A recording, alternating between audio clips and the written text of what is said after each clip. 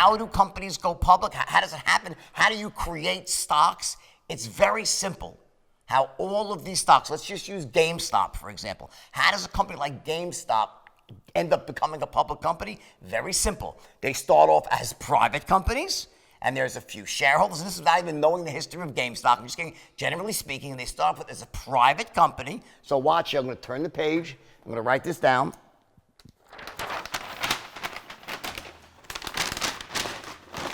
So they start off as private companies, right? I'm private. And a private company will have, let's just say, X number of shares. And let's say X equals 1 million.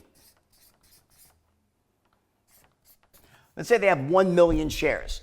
And let's say there are 3 people that own all of those shares. There's 3 insiders, a president, a founder, right? CEO, and one of the persons, 3 owners, right? That's a private company. Okay? Let's say the company starts to do well.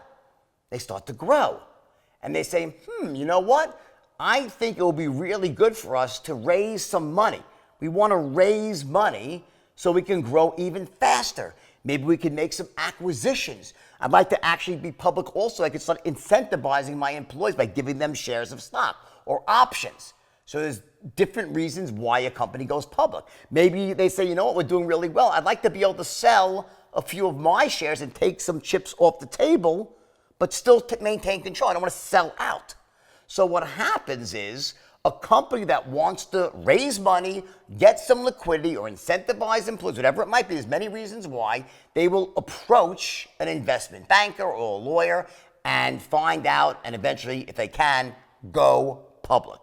That's how it starts. When they go public, all that happens is this once private company with this million shares, and remember, this million shares, I just picked an arbitrary number. It could have been 1,000 shares, it could be 10 million shares, it could be 1 billion shares. There is no limit to how many shares there could be. Because what you have is in every corporation, you have what's called, your corporate indenture and your minutes, right?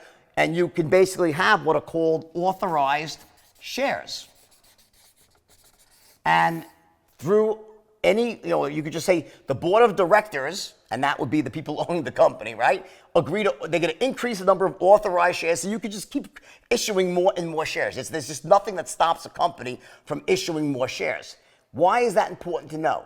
Well, it's very important to know then when you're shorting a company like GameStop or buying GameStop, just remember this. Either way, it's not a finite number of shares outstanding.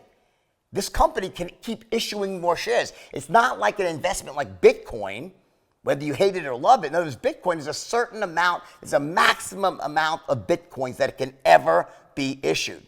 That creates some perception of scarcity. When you have a company that's a public company, theoretically, there is no limit.